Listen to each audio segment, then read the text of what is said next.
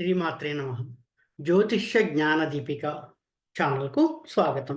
ఈ వీడియోలో కాలసర్పదోషం గురించి తెలుసుకుందాం. గత వీడియోలో కాలసర్పదోషంలోనే అనంతకాల సర్పదోషం గురించి తెలుసుకున్నాం. ఈ వీడియోలో ఇంకొక రకమైనటువంటి కాలసర్పదోషం గురించి తెలుసుకుందాం. ఈ వీడియో మొదటిసారి చూస్తున్న వాళ్ళకి అసలు కాలసర్పదోషం అంటే ఏంటని ఒక వన్ లైన్లో ఒక చిన్న డెఫినిషన్ లాగా ఇవ్వడం జరుగుతుంది.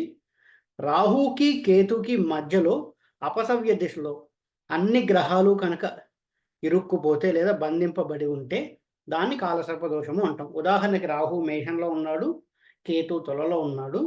అండ్ అన్ని గ్రహాలు మేషము, మీనము, కుంభము, మకరము, ధనస్సు, వృశ్చికం, తుల ఈ రాసుల్లో అన్ని గ్రహాలు ఉంటే దాన్ని కాలసర్పదోషం అంటాం. అంటే అన్ని గ్రహాలు అందులోనే ఉంటాయి లగ్నంతో సహా అనేది కూడా గుర్తుపెట్టుకోవాలి. రాహుకి కేతువుకి మధ్యలో అన్ని గ్రహాలు లగ్నంతో సహా ఉండిపోతే అప్పుడు కాలసర్పదోషం అంటాం. గత వీడియోలో అనంతకాల సర్పదోషం గురించి తెలుసుకున్నాం. ఈ వీడియోలో గుళిక కాల సర్పదోషం గురించి తెలుసుకున్నాం. గుళిక కాల సర్పదోషము అంటే ఏంటి? గుళిక కాల సర్పదోషం అంటే లగ్నాత్ ద్వితీయంలో రాహువు ఉండి అష్టమంలో కేతు ఉంటాయి. అంటే లగ్నం నుంచి ద్వితీయ భావంలో రాహు ఉన్నాడు, అష్టమంలో కేతు ఉన్నాడు. అంటే ఇప్పుడు రివర్స్ డైరెక్షన్‌లో ఉంటుంది. రాహు, కేతుకి ట్రాన్సిట్ కదా!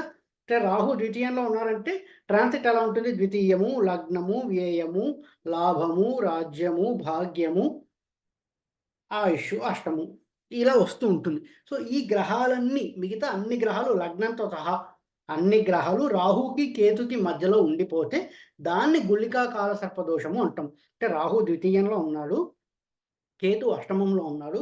మిగతా అన్ని గ్రహాలు అంటే రవి, చంద్రుడు, గురుడు, శుక్రుడు, శని, బుధుడు, కుజుడు ఇవన్నీ గ్రహాలు ఈ రాహుకి, కేతుకి ఉన్న అపసవ్య దిశలో బంధింపబడి ఉంటే, లగ్నంతో సహా అన్ని అపసవ్య దిశలో బంధింపబడి ఉంటే దాన్ని గుళికా కాలసర్పదోషం అంటాం. ఈ కాలసర్పదోషం ఉంటే ఎటువంటి సమస్యలు కలుగుతాయి అంటే ఆర్థిక సమస్యలు అంటే 2ని, 8ని బాగా పాడు చేస్తాడు. 2ని, 8ని పాడు చేసి రాహువు దృష్టులు ఏ భావాలపైన ఉన్నాయో దాన్ని కూడా పాడు చేస్తూ ఉంటాడు. సో, ఆర్థిక సమస్యలు ఎక్కువగా కలుగుతుంటాయి. ఎంత సంపాదించినా ఖర్చయిపోవడం, చేతిలో డబ్బులు నిలవకపోవడం లేదా డబ్బు రాబడిలో సమస్యలు ఎక్కువగా కలుగుతూ ఉంటాయి. ఆర్థిక సమస్యలు, కుటుంబ సమస్యలు, కుటుంబం అభివృద్ధి చెందదు. అంటే సంతానం లేకపోవడం, కుటుంబ సభ్యులు సరిగ్గా ఉండకపోవడం, కుటుంబంలో కలహాలు, విరోధాలు కలగడము, కుటుంబ సభ్యుల మధ్య బాంధవ్యం సరిగ్గా లేకపోవడం, ఆర్థిక సమస్యలు, కుటుంబంలో కలహాలు, విరోధాలు కలగడం, అనారోగ్య సమస్యలు ఎక్కువగా కలుగుతూ ఉంటాయి. అనారోగ్య సమస్యలు, సంతాన సౌఖ్యం లేకపోవట. అంటే సంతానం కలిగితే ఆ సంతానం నిలబడకపోవడం లేదా సంతానం కలగకపోవడం ఈ సమస్యలు. గుళిక కాలసర్పదోషం ఉంటే సంతాన సంబంధిత సమస్యలంటే సంతాన సౌఖ్యం ఉండదు. మరియు విరోధాలు ఎక్కువగా వస్తుంటాయి. బంధువర్గంతో కావచ్చు, బయట వాళ్ళతో కావచ్చు విరోధాలు ఎక్కువగా కలుగుతాయి.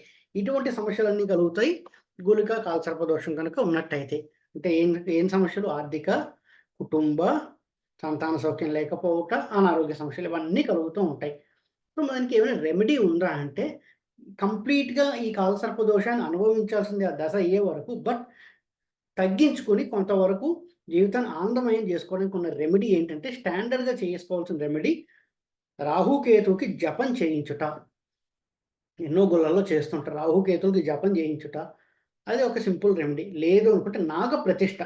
చాలా గుళ్ళల్లో ప్రత్యేకంగా నాగప్రతిష్ఠ కోసమే కొన్ని గుళ్ళనేవి ఉంటాయి. అక్కడికెళ్ళి నాగప్రతిష్ఠ చేయించుట. మీ పేరు మీద నాగప్రతిష్ఠ చేయించి ఒక జపం ఉంటుంది. ఆ జపం చేయించుట. ఇవి చేయడం వల్ల కూడా ఈ కాలసర్ప దోషాన్ని కొంతవరకు తగ్గించుకోవచ్చు. అలాగే ప్రతి మంగళవారం ఎర్రని పువ్వులతో సుబ్రహ్మణ్యేశ్వర స్వామికి పూజ చేయుట. ప్రతి మంగళవారము ఎర్రని పువ్వులతో సుబ్రహ్మణ్యేశ్వర స్వామికి పూజ చేయుట. లేదా నాగదేవత అష్టోత్తరాన్ని చదువుతూ ఎర్రటి పువ్వులతో నాగదేవత ప్రతిమ పెట్టుకొని ఆ ప్రతిమకు కూడా పూజ చేయుట.